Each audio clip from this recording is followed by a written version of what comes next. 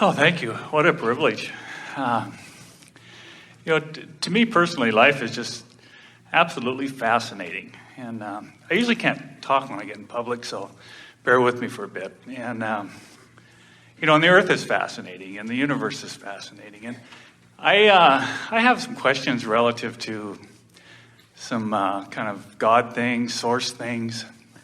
Fascinating. That sort of thing. Fascinating is a word close to eagerness, isn't it? Yeah. In other words, good place to be. Can I ask those questions? Anything you want. All right.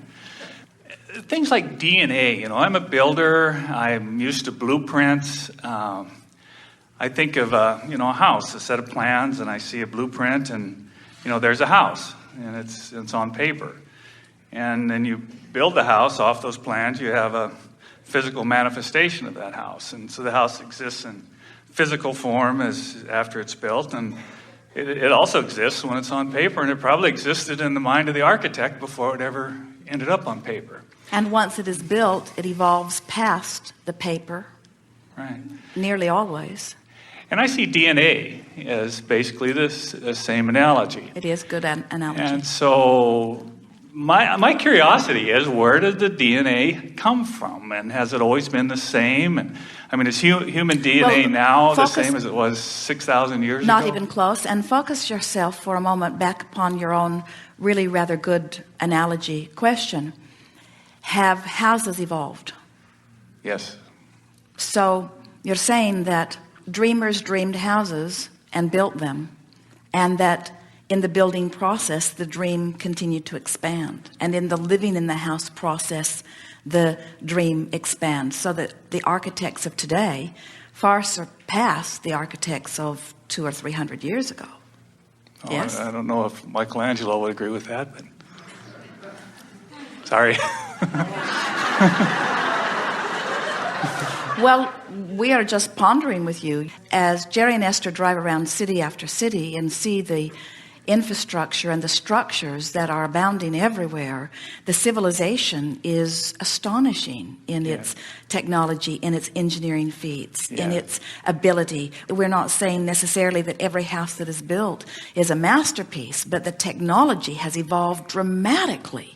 The data collection and the ability to engineer it just with the offering of the computer models and so on. And in like manner, the physical being, whether it is the human or the frog, has evolved also. The beings living in the bodies and adapting to the environment and living and breathing and desiring. And you get a true sense of this when you allow yourself to flow with this concept that we are offering here, that you are non-physical energy, part of which is focused in this physical body, the physical body exploring the details of what you are personally living and launching your individual desire, which source immediately becomes one with. And that is how the evolution of all species occurs. So we'll say it again in case anyone didn't hear it. The DNA of the human today is quite different even from the DNA of the human 100 years ago. That short of time ago. It's changing moment to moment if you could decipher it that precisely. Your atmosphere is changing, your interaction with one another, your biological functions, the combination even of the bacteria on your planet. Things are changing and you are adapting, and that adaptation is in fact what the DNA changes are about and why. So the blueprint does, in physical form, adjust. It does, but here's the thing that we would like to say to you, and it is the reason that we appreciated so much your analogy of the building. And we liked that you acknowledged that it was in someone's mind even before it was drawn on paper. And we want to point out to you that it was in someone's mind, and then it evolved to the paper, and then it evolved to the actual manifestation. But it didn't stop there, because that manifestation caused a further evolution of thought, and a further evolution of paper, and a further evolution of building, and on and on and on it goes. In other words, there is no end to the platform that you are now standing on. And so in your physical form, here you are standing in the middle of multiple manifestations, launching more thoughts that will later be blueprints, that will later be manifestations. And of course, cannot help but interject here that it is our desire that the dreaming stage pleases you, and that the drawing stage pleases you, and that the building stage pleases you, and that the living in the house stage pleases you, and that the launching of the next idea pleases you too. In other words, we want you to embrace every part of this life-giving process. And here's the part that we really, really want you to hear. The blueprint, in the way that you meant it, was in essence offered from non-physical before you ever got here. The thought of who you are was very well thought out, but the true blueprints are being created from this leading edge physical experience. We want you to really capture the essence and feel it in your belly, the feeling that I am the creator right here, planted where I am on planet Earth. I am the creator. I've got the data that gives me the right to launch the blueprint. You see, most people have it backwards. Most people think that God or Source has the blueprint, and then that you're down here with your hammers and nails trying to bring into physical manifestation what that dream was. And it's really the other way around. You're here giving birth to the blueprint, and Source is flooding in to cause the manifestation of it. Do you get that? I get that in the present very, very much, and that's incredibly fascinating to me to watch that process just in the limited time of this life. But curiosity-wise, and thinking, in trying to move back in time, you look at the Earth and you see all the sedimentary rocks. You know, at one time there was water over a lot of things. You see the oil and the peat moss in Alaska, and you know there had to be organic matter, plant mass growing in what's now above the Arctic Circle and this frozen tundra. And so how can that be? You see that there have been a lot of changes in the physical structure of the Earth at some time or another. That just has to be. As to how much time, who knows? In its evolution process, the same sort of thing you could say of every human body you see. What was there when it all started? That's, I guess, is there a starting point even? That's what I'm trying to comprehend in my own mind. Well, logic tells you there had to be.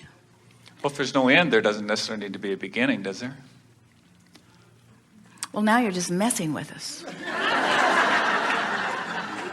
That's the answer we usually give you. In other words, what we usually say is, we have been so forward-looking for so long, we see no value in trying to go back and find the thought that came before, the thought that came before, the thought that came before. Because the platform from which we are all launching thought now is so very satisfying. But logic tells you that if there is that which is now, there had to be that which is before. And logic has to tell you that if this expanding universe is continuing to expand, then it had to expand from something. And if it's more now, then it had to be less before. And then your logic tells you, how far back can it go? If it is all of this something, then doesn't that mean that it has to go back to something that was nothing?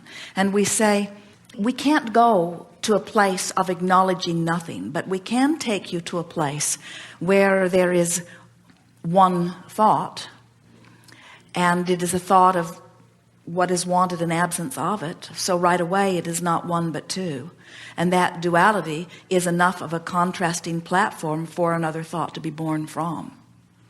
And so when you acknowledge that, then you acknowledge that way back there somewhere there had to be something even from the framework of this. But thought implies a thinker. So who was the thinker? Well, that's interesting, because thought does imply the thinker. But what we notice is, as soon as a thinker thinks a thought, that thought begins to think. So thinking is nothing more than a function of vibrationally offering and law of attraction responding to that. So now let's continue to follow this track. Let's say that when the dog hears a sound that I can't hear, I could assume that the dog is just making it up, or that the dog is crazy, responding to something else that I don't understand. Or I can assume that the dog has the ability to perceive something that I can't perceive. And so then you must come to the conclusion that if I could trace all of the thoughts of this environment in which I can conjure thoughts, if I could trace back to something that is so small that I can call it the beginning, then I must acknowledge that there was someone somewhere who launched it as thought, and that it is just too far back for me to perceive from my now perception. And we say that really is the reason that man has come to the conclusion of that which he calls God. That's why God has been assigned the responsibility of putting this earth into place. And while we would tell a very different story from that, we certainly understand how it is that man comes to those conclusions based upon where he is. It's an interesting thing. As you stand in your environment where you are, taking it in as clearly and as fully as you can with all of your ability to physically perceive, there is this almost insatiable thirst to then understand how I got here, and then understand how I got there. And while we think that there is some advantage to you to some degree to trace your roots a bit, it is ever so much more your reason for being here to stand here and ask, what more? What now? Because no matter how technologically advanced civilizations have been, no matter how many people have walked this planet or some other planet, we want you to know that this time, space, reality is the leading edge of thought. In other words, as we are having this conversation, it is different from any conversation that has ever been had in any time or any non-time or any place or any non-place before. In other words, this is a unique leading edge experience. We are literally taking thought beyond that which it has been before. And since that is the case, the universe has just expanded as a result of this interaction. And if the universe has just expanded, then it has just become more, which means just before it was less. And what we're wanting you to understand is that you and the likes of you, which is us, in other words, we have always sought that leading edge, exhilarating place of expansion. That's where the true essence of life is, you see. Oh, I agree. I couldn't agree more. And it is truly, truly fascinating. I really don't know where this curiosity comes from and what it satisfies and what it's about. And, it's natural. You cannot look around with all of the incredible data to comprehend without wanting to make some sense of it. And all day, every day, as we are requested to express to you the sense that we want to help you make of it, is that it all exists for the exhilaration, for the fascinating qualities of it. That's why it exists. It exists because fresh, bright-eyed beings like you continue to stand out here on this leading edge, and contrast continues to cause you to ask for something more. It could not be better. I agree. Couldn't agree more. And yet will be. Yes. Thank you.